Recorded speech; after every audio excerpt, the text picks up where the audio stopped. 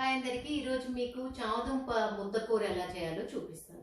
దీనికి కావాల్సిన ముందు చామదుంపలు తీసుకుని బాగా కడిగి ఉడకబెట్టి పెట్టుకొని పైన తొక్కు తీసుకొని పెట్టుకోండి. తర్వాత కావాల్సిన కరివేపాకు, పచ్చిమిర్చి అండ్ పోపు సామాన్. ఓకే, కడాయి తీసుకుని నూనె వేసిన తర్వాత ముందు దీంట్లో కూడా ఫస్ట్ మెంతులు వేసుకోవాలన్నమాట. మెంతులు కొనక కొంచెం వేగాయంటే కూరకి కూడా మంచి వాసన వస్తుంది, ఈ మెంతులు చేదు కూడా పోతాయి. ఓకేనా, ఇలా మెంతులు వేగుతుండగా ముందు ఆవాలు వేసుకోండి, తర్వాత శనగపప్పు వేసుకోండి, మినపప్పు వేసుకోండి. పోపు ఎక్కువ వేస్తే చాలా టేస్ట్ వస్తుందండి కూరకి. సో ఇవన్నీ వేసుకొని వేయించుకోండి. దీంట్లో కొంచెం జీలకర్ర, ఇంగువ, తర్వాత ఎండుమిరపకాయలు వేసి వేయించుకొని ఆ తర్వాత పచ్చిమిర్చి ముక్కలు, కరివేపాకు వేసుకొని వేయించుకోవాలి. ఓకేనా, జాగ్రత్త, కరివేపాకు వేసి పచ్చిమిరపకాయలు వేస్తే పైకి పడుతుంది, కొంచెం దూరంగా ఉండి వేయించుకోండి. దీంట్లో ఇప్పుడు పసుపు వేయండి.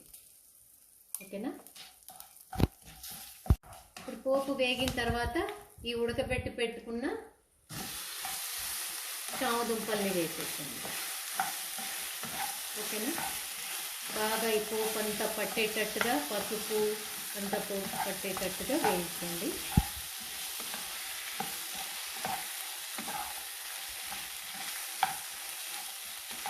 వెంటనే ఉప్పు వేయకండి, ముద్ద ముద్దగా అయిపోతుంది.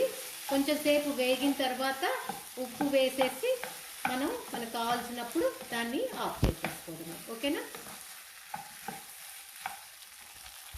ఇలా చామదుంప కూర వేగిన తర్వాత దీనికి సరిపడా ఉప్పు వేసుకోవాలి. ఉప్పు, తర్వాత కారం, కొంచెం ఉప్పు కారం ఎక్కువే పడుతుంది, దీనికి వేస్తేనే టేస్ట్ అన్నమాట. ఓకే, ఇలా బాగా కలిపేసుకోవాలి. చూసారా, ఇలా ఉంటుంది. ఉప్పు, కారం, పసుపు ఇవన్నీ వేసిన తర్వాత మీరు కావాలంటే కొంతమంది చింతపండు పులుసు పిండుకుంటారు, కొంతమంది నిమ్మకాయ జ్యూస్ పిండుకుంటారు, మీ ఇష్టం అన్నమాట. ఓకే, చామదుంప ముద్దకూర రెడీ. చాలా ఈజీగా అయిపోతుంది, చాలా టేస్టీగా ఉంటుంది. ఇది కూడా వేడి వేడి అన్నంలో కనుక తిన్నట్టయితే చాలా అద్భుతంగా ఉంటుంది. చాలా బాగా కుదిరిందండి, డెఫినెట్లీ ట్రై చేయండి. ఓకే.